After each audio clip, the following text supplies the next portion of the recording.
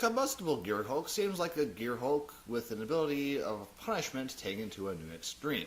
Either your opponent makes you draw 3 cards, or they can take a ton of damage from the converted mana cost of those cards that you would have drawn. Either way, it's a win-win situation for you. Although your opponent will have the factor of choosing what happens, and there may be some situations where there may be not enough damage to deal to your opponent to get them to lose the game.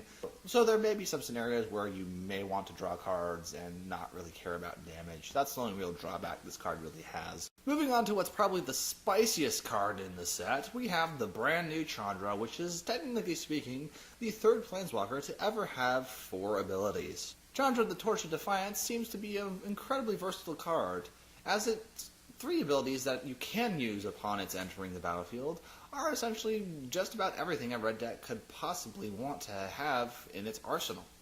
You have the ability to draw more powerful cards or potentially do damage to your opponent, add mana to your mana pool to power out your big, nasty red spells, or get rid of that big creature that red usually has a tough time handling. This is a very versatile card and it will likely see some standard play.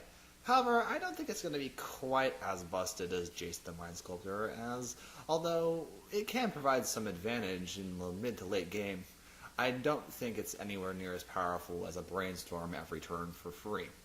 That emblem, though, does need some spells to power out, so arguably I feel like the game will be settled by using this Planeswalker's 3 other abilities rather than its last one. Still, it's a wonderful card, and if you're playing a bulky red deck, it's likely going to have a home in it, in Standard at least.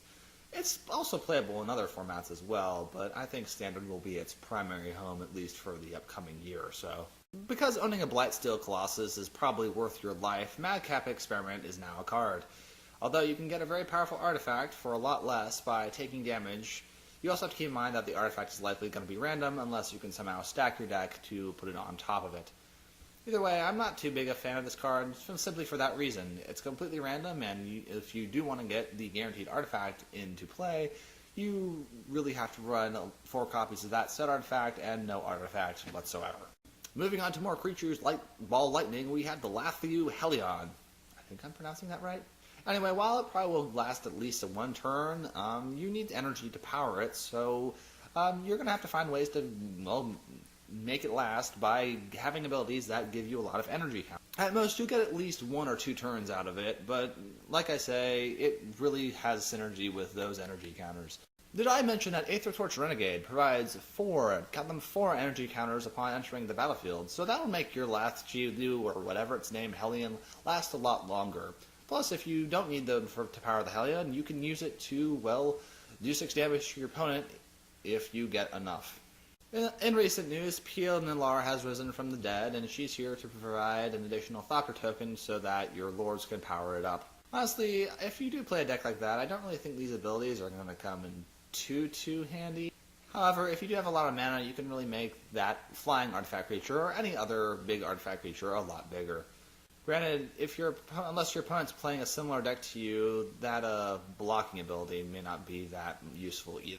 At first glance, Fateful Showdown might seem kind of, I guess you could say, like a sudden impact in a sense, but when you add that windmill onto it afterwards, you really can benefit from actually getting a lot more spells that can potentially do more damage to your opponent if you're playing a red deck. Bad news is if you have all those spells in there already, you will likely lose them, and you may actually get something, well, that you may not even need. Plus, if you are playing an aggressive deck, you may not even have that many cards in your hand anyway, so this may not even be that good to begin with. Finally, we have the ability to Mark or Mutiny our opponent's artifacts by means of Hijack. The good news is it's a pretty versatile card, and can be used as a Mark or Mutiny as well. The thing that it doesn't do that Mark or Mutiny does is it does steal the artifacts that your opponent could potentially use and activate to, well, change the course of the game. How about that Mindslaver, ladies and gentlemen? Oh yeah, you know what I'm talking about. Although become obsolete won't be killing anything that's pumped by your opponent's lords, Incendiary Sabotage likely will, and it may even kill the lords with it.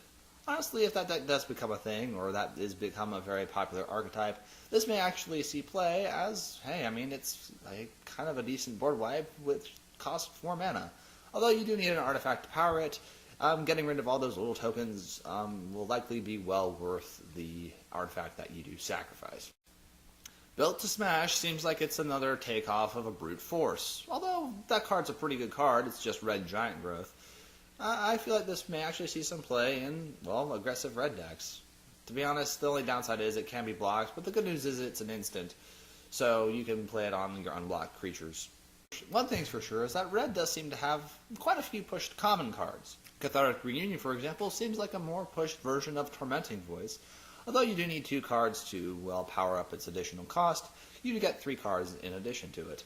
While it may not even see any constructed play whatsoever, Renegade Tactics actually is, in a sense, kind of pushed.